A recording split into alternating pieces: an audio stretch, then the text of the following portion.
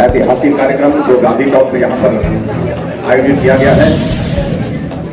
हमारे बीच में भारतीय जनता पार्टी के हमारे प्रदेश के सम्मानीय अध्यक्ष डॉक्टर राजीव बिंदल जी, आप सबके बहुत ही लोकप्रिय सांसद, केंद्र में मंत्री, जो 4 बार जीतने का रिकॉर्ड स्थापित करने के बाद अब की बार 5वीं बार 5 लाख पार के रिकॉर्ड के साथ जीतेंगे, ऐसे हमारे अनुराग ठाकुर जी हमारे बीच में।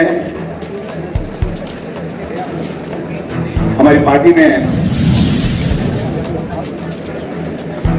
जो पार्टी की मजबूत करने के लिए, सहयोग देने के लिए हमारे साथ आए, पूर्व में विधायक रहे भाई राजेंद्र राणा जी, भाई लखनपाल जी, और यहाँ हमीरपुर के लोकप्रिय विधायक भाई आशीष शर्मा जी, पार्टी के हमारे प्रदेश के महामंत्री बिहारी लाल जी, हमारे बीच में जिला के अध्यक्ष देशराज वर्मा जी, पार्टी के साथ ही हमारे प्रदेश शर्मा जी, विजय अग्निहोत्री जी, कमलेश कुमारी जी, हरीश सिन्हा जी, उर्मिल ठाकुर जी, नरेंद्र अत्री जी, सुमित जी, और यहाँ उपस्थित वंदना योगी जी, उपस्थित सभी भाइयों बहनों, नौजवान साथियों और पत्रकार मित्रों,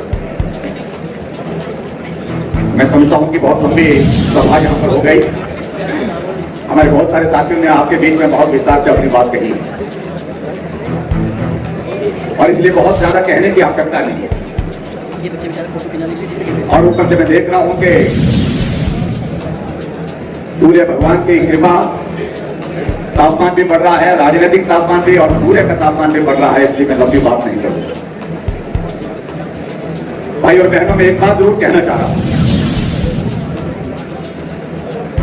नवरात्रों की आज ये तीसरा दिन है और तीसरे दिन के अवसर पर मैं आप सबको बहुत बहुत बधाई देता हूं, बहुत बहुत शुभकामनाएं देता हूं। और विशेष तौर से आज के इस कार्यक्रम की शुरुआत करने के लिए, जब पहला संबोधन करने के लिए भाई आशीष जी यहाँ पर आए, तो पूरा मंत्रोच्चारण के साथ इनका शुरुआत की और बहुत बेहतर ढंग से। और मैं इस बात को दावे के साथ कह सकता हूँ, जो हालात बने, जो परिस्थितियां बनी हैं, जहां हिमाचल प्रदेश में 2014 में 4 सीटें जीते थे, 2019 में हम 4 सीटें जीते थे, वहां अब की बार 2024 में भी 4 सीटों पर भारी बहुमत के साथ हम जीत हासिल करने वाले हैं। ये तो बात लोकसभा के चुनाव के संदर्भ में। हमारे साथियों ने आपके बीच में इस बात का भी जिक्र किया, यहाँ पर एक अलग तरह का परिस्थितियों का एक दृश्य देखने को मिल रहा है। बहुत सारे चेहरे आप मंच पर देख रहे थे जो यहाँ हमारे साथ नहीं दिखते थे, लेकिन आज हमारे साथ यहाँ मंच पर दिख रहे हैं। मैं सभी साथियों का अभिनंदन करता हूँ, स्वागत करता हूँ अपने परिवार में, मोदी परिवार में, और विश्वास दिलाता हूँ, भरोसा दिलाता हूँ कि आपको पूरा सम्मान के साथ साथ पूरा सहयोग जिस प्रकार से इस परिवार में देने की आवश्यकता रहेगी, वो निश्चित रूप से। अब की बार का ये लोकसभा के चुनाव के साथ और भी बहुत सारी चीजें जुड़ी हुई हैं और अब की बार हमीरपुर लोकसभा क्षेत्र के जिम्मे बहुत बड़ा काम है और मुझे पूरा भरोसा है कि निश्चित रूप से हमीरपुर लोकसभा उस काम को बहुत जिम्मेदारी के साथ पूरा करेगा। हमारे मुख्यमंत्री सुखविंदर सिंह सुक्खू जी आजकल बहुत ज्यादा बोल रहे हैं और पिछले कल मालूम पड़ा कि यहाँ गांधी चौक से टहलते टहलते गए, ज्यादातर जिंदगी का हिस्सा उनका टहलते टहलते शिमला की माल रोड पर गुजरा है। ये हकीकत है, मैं इस बात को उनके ध्यान में लाना चाहता हूं। मेरे बारे में कहने लगे कि जयराम ठाकुर आजकल हमीरपुर आ रहे हैं। मैं अपने मित्र सुक्खू जी को कहना चाहता हूं, मैं आज से नहीं कई वर्षों से आ रहा हूं, बार बार आ रहा हूं, और इस बात को अगर आपने पुष्टि करनी है, आप 15 महीने में जितनी बार आए उससे ज्यादा में 1 साल में है यहाँ हमीरपुर, पहले साल में ही हमीरपुर जिला में आया। आज अगर हमीरपुर जिला के अंतर्गत जो उद्घाटन के कार्य आपके हाथों से हो रहे हैं, उनका शिलान्यास हमारे हाथों से हुआ है, ये भी मैं कहना चाहता हूं। इस बात को भी उनको ध्यान में रखना चाहिए। और कई बार मुझे सचमुच में इस बात को लेकर के थोड़ा दया का भाव भी आता है, क्योंकि हालात ऐसे अपने हाथों से पैदा किए जिसके कारण वो आज पश्चाताप कर रहे हैं। कहने को तो सुख की सरकार, लेकिन सुख की अनुभूति मुझे लगता है कि सुक्खू भाई आपको भी नहीं हो पा रही है। बाकी की तो बात छोड़िए, और हो भी कैसे? आप अपने जिला के विधायकों को भी दलित करते हैं। आप अपने जिले के विधायकों को आपकी पार्टी से जो जीत करके आए थे, आपके साथी थे, उसके बावजूद उनके काम नहीं करते, उनको मिलने का समय नहीं देते। ये लोकतंत्र है, ये लोकतंत्र चुने हुए प्रतिनिधियों की वजह से चलता है। अगर हिमाचल प्रदेश में सरकार है तो सरकार विधायकों के बलबूते चलती है, और विधायकों का सम्मान अगर मुख्यमंत्री करता है तो स्वाभाविक रूप से तो आप समझ लीजिए कि वो कार्य प्रणाली बहुत लंबे समय तक नहीं चल सकती है। उसका परिणाम अभी आज आपके सामने है। नवरात्रों के दिन चले हुए आजकल सुब्बू भाई की सरकार में बने मुख्यमंत्री बने, पहला बयान क्या आया कि मैं उस प्रदेश से जीत करके आया हूं जहां इनकी राष्ट्रीय अधिवेशन भाषा में आंध्रा में था, कहीं था, जहां 97% हिंदू हैं। उस पार्टी को मैं हिंदू की पार्टी को हरा करके आया। ठीक कहा भाई राजेंद्र राणा जी ने, लखनपाल जी ने, आशीष जी ने। अरे सनातन का विरोध कर रहे हो, हिंदू हो करके हिंदुओं के खिलाफ बोल रहे हो, और इसकी स्वाभाविक रूप से इसकी कीमत चुकानी पड़ेगी, ये बात तय थी। और मुझे लगता है कि आजकल की जो राजनीतिक परिस्थितियां बन रही है वो उसी दिशा में इंगित करती है।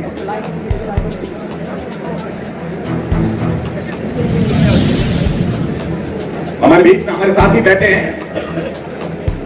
जब दलालत की पराकाष्ठा हो गई, उन्होंने निर्णय किया कि हम कदम उठाने का वक्त आ गया। अब कदम उठाने का अगर वक्त आ गया है, अब पीछे मुड़ करके नहीं देखना है। अंजाम क्या होगा ये भी मालूम था, लेकिन फिर भी उसके बावजूद उन्होंने कहा कि अब कदम आगे बढ़ाना चाहिए। और भाई और बहनों, इस प्रकार का कदम अगर कोई उठाता है, हर कोई नहीं उठा सकता है। जिन जो सच्चे हैं, जो पक्के हैं, जो दमदार हैं, वही इस प्रकार का कदम उठा सकते हैं। और इसलिए हमारे साथियों ने इस तरह का ये कदम उठाया। परिणाम मालूम था क्या होने वाला है। जब हमें मालूम पड़ा कि इस तरह का कदम उठा रहे हैं, हमने कहा कि आप खतरे में अपने विधायक विधानसभा के सदस्य को डाल रहे हैं। कहा कि कोई परवाह नहीं है, लेकिन जलालत का दौर लंबा नहीं कर सकते। हम आदम सम्मान के साथ जीना चाहते हैं, हम आदम सम्मान के साथ काम करना चाहते हैं। और जब आदम सम्मान की बात आती है भाई और बहनों, तो बाकी सारी चीजें छोटी बनाती हैं। अब मुझे तो कहा, आजकल मुझे भाषण सुना रहे हैं, सुब्बू भाई जी कह रहे हैं जयराम का हिसाब बहुत कमजोर है, तो हमसे मजबूत है, बहुत तगड़ा है। ये भी नहीं मुझे लग रहा है। कह रहे थे 43 है, 40 प्लस 3 43 घटे के कितने, 2 घटे तो कितने हो जाएंगे, तब भी 40 रहेंगे, 3 घटे तो भी 40 रहेंगे। और मैं बधाई देना चाहता हूं अपने साथियों को, 6 कांग्रेस के साथियों को, और उसके साथ साथ 3 निर्दलीय विधायकों को। चोरी छुपे नहीं किया हमने। पोलिंग बूथ पर बैठा पोलिंग एजेंट उनको वोट दिखा करके आए। ये हम करके आए हैं, इसलिए करके आए हैं क्योंकि जलालत का दौर बहुत लंबा है। और मेरे हिसाब के बारे में चिंता मत करिए, लेकिन आपका हिसाब कैसे खराब हो गया। आप 43 से 34 पहुंचे, हम 25 से 34 पहुंचे।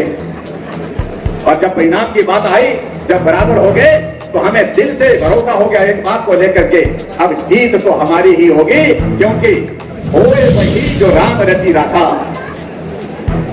जिस मनु सिंघवी ने सुप्रीम कोर्ट में जाकर के भगवान रामचंद्र के अस्तित्व को ललकारा था, राम पैदा ही नहीं हुए थे, राम का अस्तित्व हमको साबित करके दिखाओ।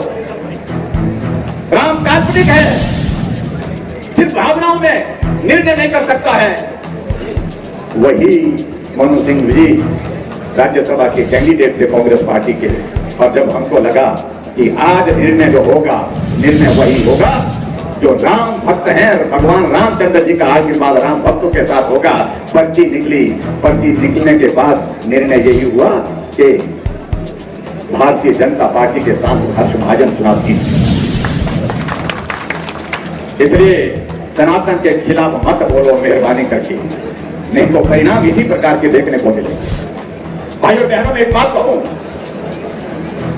मैं सोचता था सुब्बू भाई सीधे आदमी हैं, सच बोलने वाले हैं, लेकिन हिमाचल प्रदेश की विधानसभा के अंदर हमने इस प्रकार से देखा उनका पूरा 15 महीने के कार्यक्रम, सारे झूठ के रिकॉर्ड हिमाचल प्रदेश के इतिहास में आज तक तोड़े हैं तो सुब्बू भाई जी के नाम है।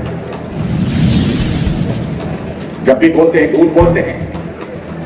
गारंटी का जिक्र यहां मुझसे पहले साथियों ने किया, मैं उस पर जाना नहीं चाह रहा हूं।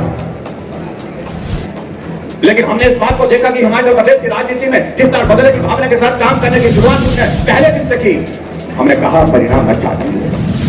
मैं व्यक्तिगत रूप से उनको फोन करके कहा, ये जो चले हुए संस्थान, खुले हुए संस्थान आप बंद कर रहे हैं, ये आप अच्छा नहीं कर रहे हैं। और हिमाचल प्रदेश में आज से पहले किसी ने नहीं किया। इसके परिणाम अच्छे नहीं होंगे। 1000 संस्थान हिमाचल प्रदेश में बंद किए और उसके बाद कहते हैं कि बंद करने के लिए हिम्मत चाहिए। हिम्मत का मैं जिक्र करना नहीं चाहता हूं, वो सारी चीज को मैं छोड़ देना चाहता हूं। लेकिन आगे बढ़ करके जब हालात आज के इस दौर में यहां पर पहुंचे तो हमारे साथी, जितने भी साथी हैं, उनके परिवारों के ऊपर किस प्रकार के मामले दर्ज करने के लिए आपने शुरुआत की। कांग्रेस पार्टी का विधायक रहे और आपसे ज्यादा पुराने कांग्रेसी लता ठाकुर लाहौल स्पीति में कब राजनीति, उनके बड़े बेटे का जो हमारे विधायक थे, घर का रास्ता जाता था, वर्षों से चलते थे उस रास्ते में, और जब उनको लगा कि ये अपना नहीं है तो घर के रास्ते पर दीवार है। हमारे यहां पर विधायक बैठे हैं, उनके कारोबार बंद करने के लिए मामले दर्ज कर दिए गए। ये अच्छी बातें नहीं है। देवभूमि हिमाचल प्रदेश में कभी भी इस प्रकार से छोटी बातों में नहीं जाया जाता है, लेकिन उसके बावजूद उन्होंने किया। और मैं यही कहूंगा उनको कि इन सारी चीजों का अंजाम अच्छा नहीं होता भाई। और जो हिमाचल प्रदेश में जो आपने जो किया है इन दिनों में, अब आज हालात ऐसे बने हैं कि जिन विधायकों को कभी आप मिलने से मना करते थे, आज एक एक विधायक को सुबह से शाम तक गिनते हैं, है ना। मेरे पड़ोस में एक विधायक रहते हैं और उनको आजकल पार्लियामेंट के सेक्रेटरी बना के रखा है। एक दिन शाम को आया तो देखा, मैंने कहा बहुत सारी पुलिस वहां पर आई है। मैंने कहा क्या हुआ, अपने स्टाफ वर्ग को पूछा, ये पुलिस किस बात के लिए आई है? बोलते ये विधायक की सुरक्षा के लिए आई है। हमने कहा विधायक कांग्रेस पार्टी का, सरकार कांग्रेस पार्टी की, तो विधायक की सुरक्षा की आवश्यकता क्या है, कहां परेशानी हो रही है? बोलते सुना कि ऐसा है कि कहीं चला ना जाए। अरे कहां जाएंगे वो? और उसके बाद जब हम शाम को रात को भोजन करने के बाद 10 बजे में देखा एक लाल बत्ती नीली बत्ती वाली गाड़ी सारे जाते बजाते वहां पहुंचे, उतरे और वहां पर उन पुलिस वालों से पूछ रहे हैं, है ना। और एक बार भी रात को 4-4 बार उनको पूछ रहे हैं ना। ये हालात पैदा हो गए हिमाचल प्रदेश में आज के दौर में। और इन सारी चीजों के लिए अगर दोषी है दोष किसी और पर मत दीजिए। जिस प्रकार का आरोप आप लगा रहे हैं, हमारे सब साथियों 9 के 9 साथियों ने तय किया है, हम डेफिमेशन का क्रिमिनल डेफिमेशन भी करेंगे। उनको नोटिस दे दिया है। इस बात को उनको समझना होगा, एक मुख्यमंत्री रहते हुए इस प्रकार की बात कहना उचित नहीं है जब तक आपके पास कोई सबूत नहीं। आप इल्जाम लगाए जाते हैं और हम आपके ऊपर इल्जाम लगाते हैं, विधायक आपके ऊपर इल्जाम लगाते हैं। अरे आपको तो कांग्रेस पार्टी की अध्यक्षा भी कहती है, सुनते नहीं है, मानते नहीं है। हम लोकसभा के चुनाव में जाएंगे कैसे? चुनाव लड़ने से मना कर दिया सांसद मंत्री से। कांग्रेस पार्टी की अध्यक्षा ये कहती है, प्रेस कॉन्फ्रेंस करते कहती है, कौन है इसके लिए दोषी? आपका मंत्रिमंडल से त्यागपत्र देकर के चले जाता है, कौन है उसके लिए दोषी? आपका मंत्रिमंडल की बैठक से रोते रोते निकल जाता है, उसके लिए कौन है? आपका काम करने का तरीका दोषी। इसलिए भाई और बहनों में इन सारी बातों के लिए एक दौर ये आया है। आओ इस दौर से बाहर निकले। देश में नरेंद्र मोदी जी के नेतृत्व में सरकार बनना तय है। ये दीवार पर लिखी हुई भारत है, कोई ताकत नहीं रोक सकती है। हम पार्टी के लोग हैं, हम तो बोल ही रहे हैं, लेकिन पूरा देश बोल रहा है, पूरी दुनिया बोल रही है। देश के प्रधानमंत्री, भारत के प्रधानमंत्री तीसरी बार अगर कोई बनने वाले हैं तो नाम एक है, नरेंद्र मोदी जी, नरेंद्र मोदी जी, नरेंद्र मोदी। जिस प्रकार से उन्होंने देश के लिए काम किया, समर्पित भाव के साथ काम किया, और जिस प्रकार से भाई अनुराग ठाकुर जी ने हमीरपुर लोकसभा क्षेत्र से 4 बार जीतने का रिकॉर्ड दर्ज किया है। 4 बार जीतने, पिछली बार चौथा चुनाव था, 4 लाख वोटों से जीते, और अब की बार 5वां चुनाव है, 5 लाख पार होना चाहिए। इसके लिए हम सब लोग काम करेंगे, मेरा। और उसके साथ साथ में बड़ी सीधी सी बात में, गाँव का रहने वाला आदमी है, मेरा जीवन का कुछ हिस्सा जरूर है। विधायक बनने के बाद हमने को शिमला विधायक बनने के बाद ही इसी तरह से देखा। सुखू भाई जी तो पैदा ही शिमला हुए हैं, शिमला की माल रोड पर वो बचपन से घूमते रहे हैं। शिमला की राजनीति की शुरुआत की तो शिमला से ही उन्होंने की, जहां उन्हें चुनाव लड़ा था कॉर्पोरेशन का। इसलिए उनके मन में कई बार उनके साथी इस बात का भी जिक्र करते हैं कि अगली बार हमीरपुर से नहीं कोई शिमला से चुनाव लड़ेंगे। मैं उनके बारे में नहीं कुछ कहना चाह रहा हूँ, वो क्यों कहते हैं क्या, लेकिन मैं इतनी बात जरूर कहना चाहता हूँ कि हिमाचल प्रदेश में कांग्रेस पार्टी का भविष्य समाप्त हो गया। कांग्रेस पार्टी नजरों से भी गिर चुकी है और बहुमत से भी गिर चुकी है। अगर उस दिन कही है जब राज्यसभा के सीट का परिणाम आया, वो बहुत बड़े प्रचंड बहुमत में होने के बावजूद भी वो चुनाव हार गए, भारतीय जनता पार्टी जीत गई, तो नैतिकता तो ये बनते थे कि उसी दिन त्यागपत्र दे देना चाहिए। मैंने साथ को कहा है अगर हम उनकी जगह होते तो हम उसी दिन त्यागपत्र दे देते कि इतना बड़ा बहुमत होने के बावजूद आप हार गए। विधानसभा में बजट पारित होना था, दूसरे दिन बजट पास करने के लिए बहुमत में था। भारतीय जनता पार्टी के 15 विधायकों को सदन से उठा करके 100 कमांडो के माध्यम से सड़क पर फेंक दिया, बाहर निकाल दिया गया, तब जाकर के बजट पारित हुआ। सरकार कहां है, मुझे समझाओ तो सही, किस तरह की सरकार है। और इसलिए मैं आज इस बात को कह रहा हूं भाई और बहनों, जब 1 जून को मतदान होगा, 4 तारीख को परिणाम निकलेगा, सरकारें हिमाचल के लिए एक नहीं 2 बनेगी। दिल्ली में नरेंद्र मोदी जी की सरकार बनेगी और हिमाचल प्रदेश में जब सारे विधायक चुन करके आएंगे, जीत करके आएंगे भारतीय जनता पार्टी के, तो निश्चित रूप से होने वाला है तो हिमाचल प्रदेश में भी भारतीय जनता पार्टी की सरकार है।